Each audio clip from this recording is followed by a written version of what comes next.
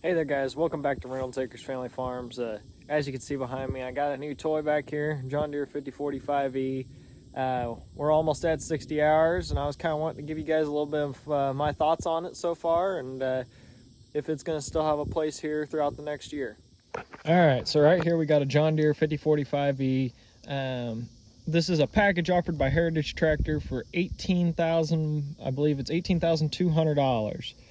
I did finance it, so it is costing me a little bit more, but like I said earlier, we got about 60 hours on it, and I kind of want to give you guys my thoughts so far. I did go with the two-wheel drive instead of the four-wheel drive, cheaper option, as I didn't have a ton of money to be spending at that point. It is the 5045E, meaning it will have so said 45 horsepower.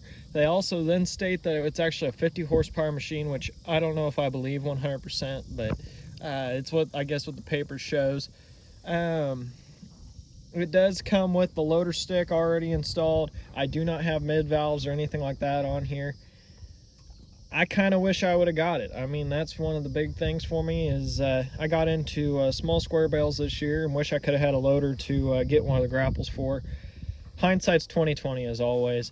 It is a 3-speed on one side and 3 ranges on the other, so it's a 9 forward, 3 reverse machine.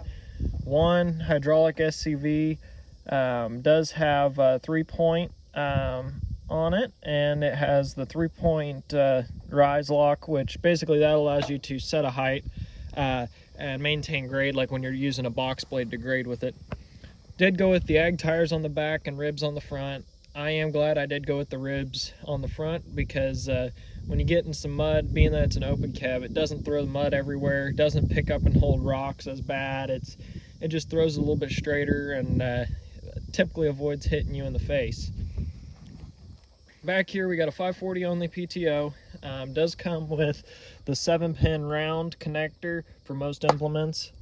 And it does have an adjustable drawbar. Yesterday I was out doing some brush hogging with it. I need to get her cleaned up yet, but she's a workhorse. That's what I use her for, and I figured you guys should see her in her glory. Fuel tank. It doesn't take much. I don't remember the exact numbers right off the top of my head, but it is more than enough. I can run about 1 day on a whole tank, which that's not bad. About 10 hours, I'd say it's probably right around 10 gallon, being that on average I'm probably using about 1 gallon per hour. Up here, it does have the seat. It is a spring ride seat with the seat belt. Nah, we don't use the seat belt. Adjustment to move your seat forward. Fuse panel is kind of in a weird location to me. Normally I'm used to them being on your right side, being that I've ran a lot of bigger tractors, but it kind of works.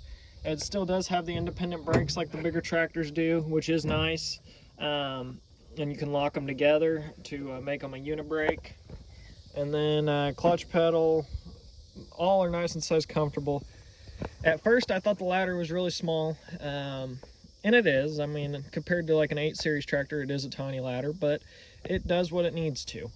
You can get right on up there. I find that I typically only use one of the steps, but sometimes I use 2. It does come with a little toolbox. I have it full of some tools right now and 3-point parts and stuff like that. Right here you got your fuel bowl. I am running clear through it right now. I had to run to the gas station while I was in the field one day, and that's just what I had in my transfer tank. Yeah, it does cost a little bit more, but it is what it is.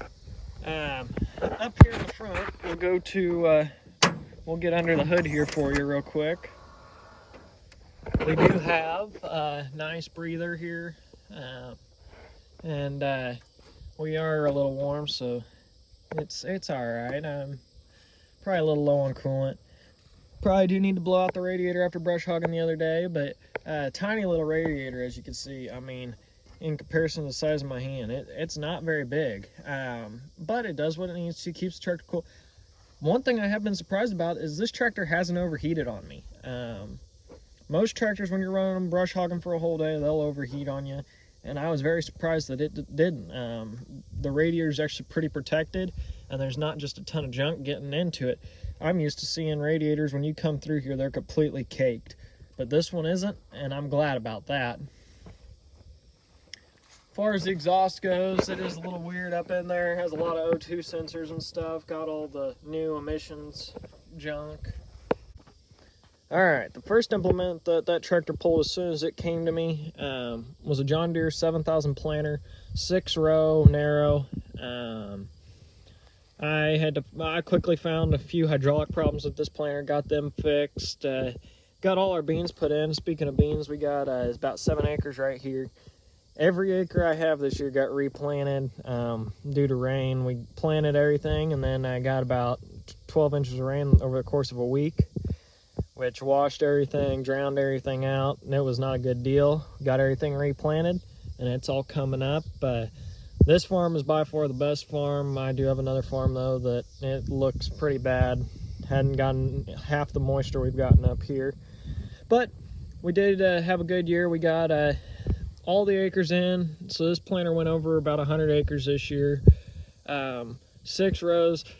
Like I said, we did have some hydraulic problems, but the only other problem we really had here is we shared one of the mounting brackets here for the planter box.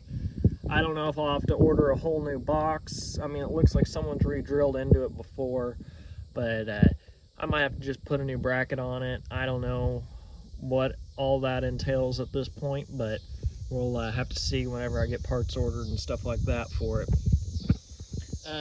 This planter has a little bit of updates coming for next year. Probably put new disc openers all around on it. They're getting a little worn, as well as we'll probably update the gauge wheel or the closing wheels. And I think my gauge wheels are about ready for new bearings all around. I want to also upgrade the marker arms to the notched marker arms discs instead of the smooth. Maybe I'll be able to see them a little bit better in the no-till ground. This is a conventional tillage planter that I did use for no-till. It pulled just fine behind the John Deere 5045E. I would definitely recommend a 7000 behind the 5045E. All right, another new addition this year was an LS 2015 by Frontier. It's a 30-foot sprayer, 3-point PTO pump. Does have the gun on it, which I'm thinking about trying to make like a quick connect deal for it to where I can put it on and take it off as I need it. I do not recommend this unit. It was sold to me by my John Deere dealer, and he did nothing wrong. It was both of us with a little bit of lack of knowledge on it. They don't sell just a ton of these, but for the price point, it is not worth what you pay for it.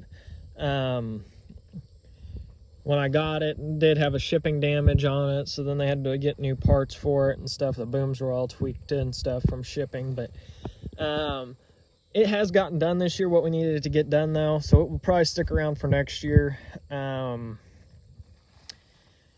It is very heavy full, though, on that 5045E. There's not enough front weight to really run this. You go down the road and you start shifting through the gears.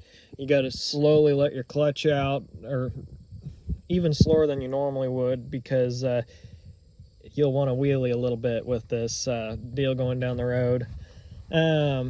Does have a nice pressure setup. You can shut off your rows. I mean, it's a nice setup. I just don't think it was worth the money for what I paid for it. Alright, third thing that it pulled this year was the New Holland Hayliner 268 here.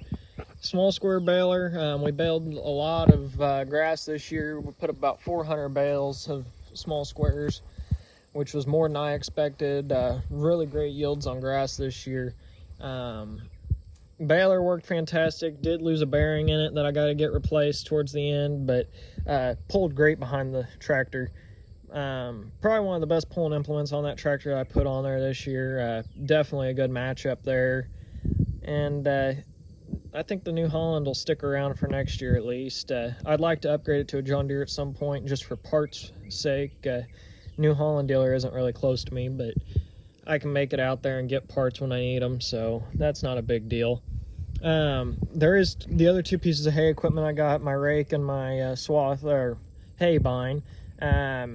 they're both sitting down at my other farm still. I just haven't gotten a chance to bring them back. I run a 12-foot New Holland, I forget the model on it, Haybine pull type that goes on the 5045E. That's really heavy on the 5045E. I do not recommend putting that on there. It is a really big unit, and I'm probably going to end up selling it and going to a disc mower, 3-point disc mower for that tractor. Hay rake, I have a 5-wheel rake that catastrophically lost a hub this year, and it's now down to a 4-wheel rake. Luckily, it's still wide enough that I don't really need the extra hub and wheels, so we're just going to leave it off for now. That's for sale because I'm looking to go to a V-rake for next year. But that's kind of the plans right now. Well, guys, I want to thank you all for watching. Don't forget to like, comment, and subscribe, and we'll see you next time. Just before you go, leave a comment down below saying what you want to see. I know we got work on the planter. We got a little bit of work on the baler. Combine's got a little bit of work.